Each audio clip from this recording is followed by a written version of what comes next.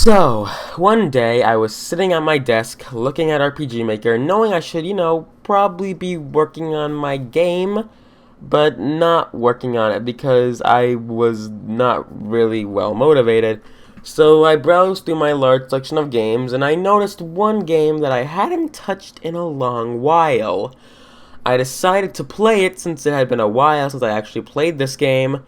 This game is, if you didn't read the title, Five Nights at Freddy's World, a spin-off of the Five Nights at Freddy's franchise developed by the Scott Cawthon.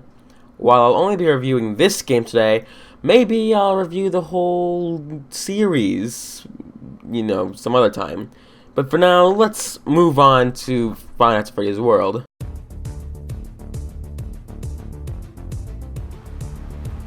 When the game loads up, you are greeted with three things: the title screen, the main theme, and the chibi, cutesy art style of Fnaf World. And while I personally am not much of a fan of it, it's a lot better than some of the other art styles out there. After clicking start, you are greeted with the save file select screen, and after you select the save, pick a game mode and difficulty setting, you're thrown right into the base game. Now, one thing I like is the fact that the player is given multiple saves, multiple modes, and multiple difficulties, as previously stated. This gives the game a good amount of replayability. For this, I'll add about 0.3 points, leaving my first impressions with a score of 5.3. Now that we've left the title screen, let's go to the story.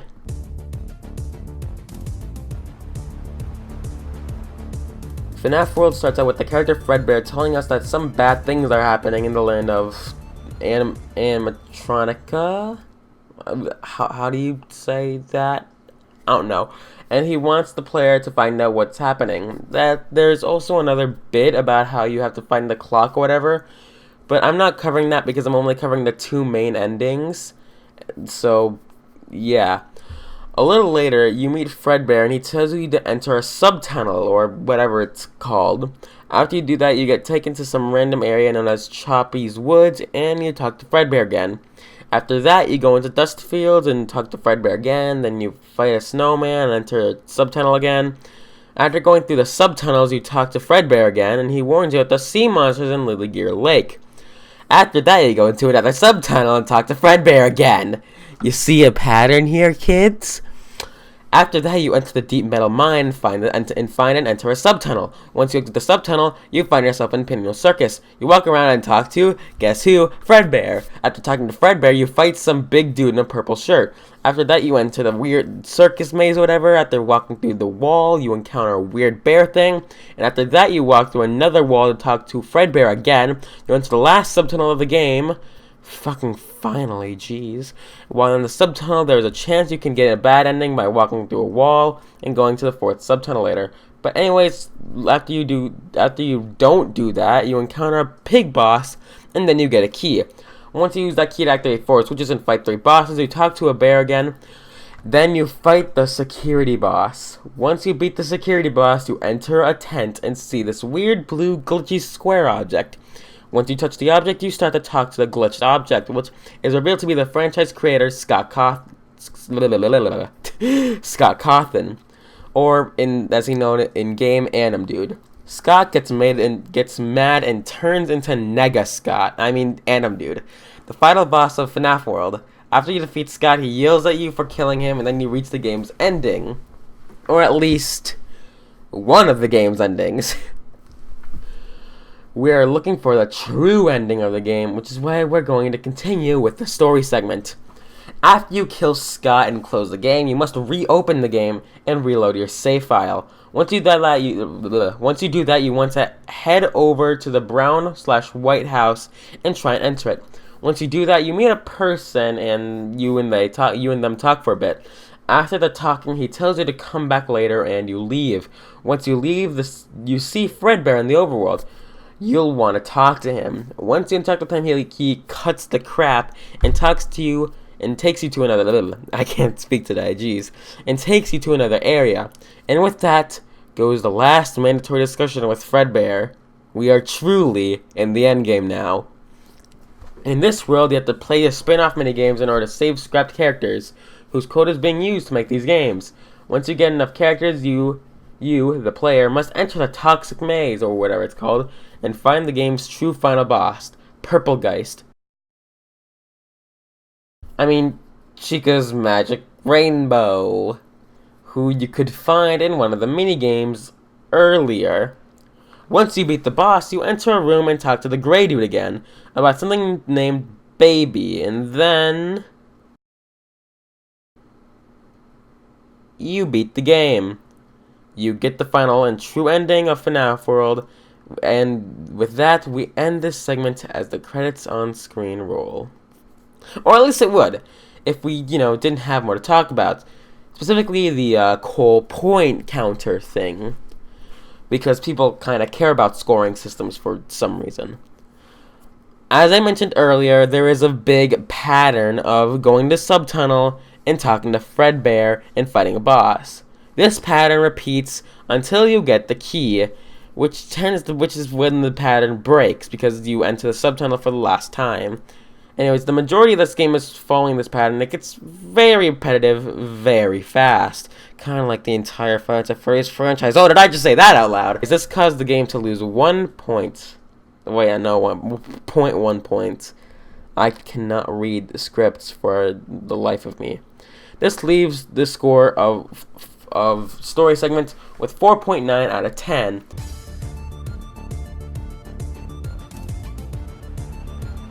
The music is my favorite part of Fnaf World. The title's theme is pretty catchy, the regular and boss battle theme is really nice, and I catch myself humming some of these songs from time to time. And I listen to Stone Cold a lot. I actually use the song in one of my practice games because I like it so much. I also like Lily Gear Lake's music. It's very relaxing, and I would totally play it if I wanted to get myself into a calming mood. All of this adds to 2 points up to the score, leaving this category with a score of 7 out of 10.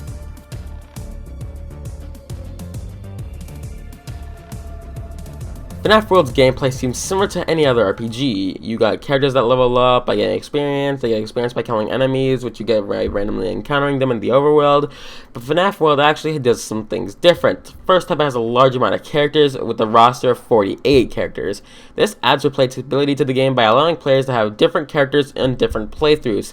This is emphasized by the fact that every new party member besides the first and last 8 are unlocked by randomly encountering them after battle. Then you must defeat them to unlock them. This replayability adds 0.2 points, leaving us with 5.2 out of 10 at the moment. Now, one problem I have with RPGs with a lot of characters is that I usually don't want to leave behind my current party members just to use new ones, but since party members don't learn new attacks when leveling, and the fact that the newer members will usually have better attacks only encourages players to change party members as soon as they unlock new ones. This leads me to adding 0.1 points to the score, giving us 5.3 out of 10. Going back to replayability, during the end of the game, if you wait 30 seconds until Fredbear is done talking without clicking done, you meet the glitchy Fredbear from earlier, who tells you about being able to get red chests that are out of reach by being able to get rid of the collision. On later playthroughs, the player can disable the collisions and get those cheats early, allowing them to get overpowered data chips early in the game. Make the beginning of the game a breeze. For this, I had 0.1 points, giving us a score of 5.4 out of 10. And besides that, I really don't have a whole lot of positive things to say. So let's get right into the negative crap. First and biggest problem with Fnaf World is the grinding. If you don't get those really overpowered chips early on, you have to grind a decent amount in this game. I have a big hatred of grinding when it comes to RPGs, so for this, I'm removing 0.2 points, giving us 5.2 out of 10. My second problem is the effects and animations. By themselves, they're really nice and look really good, but if you have a Mimic Ball out and you have some of the Fury chips on, you could have a lot of crap happening on screen at once, and there have been multiple times where I have lost track of my cursor because of all the crap on screen. Because of this, I'm going to dock 0.1 points. My third and final problem is Chica's Magic Rainbow, specifically the fact that it's impossible. No, seriously, I grinded for a long time. I rematched every single boss in the entire game, and I even stayed in the toxic maze for like 30 minutes just constantly grinding, and by the end of it, I was like level 50, and I still couldn't even get to the to beat the boss. I still couldn't, and so I literally went into the save file and changed it to level 100. I still couldn't beat it, and so I changed my level to 1000. And after I did beat it, I was able to beat it, but I only had 7 seconds left on the timer. Now, this may have been intended, since Fredbear says the Guardian is unbeatable, and Chica's Magic Rainbow says that you cheated after you beat her, or it, but there is nothing in the game that I could find that told you to cheat or to go into your save file. And I personally do not like being forced to cheat in order to beat a game. And before anyone says, you should have grinded more, the amount of time it would have taken for me to get from level 50 to level 1000 would not be worth beating the game. So for this, I'll be talking 0.5 points, leaving this category with a score of 4.6 out of 10. And now it's time to get this over with.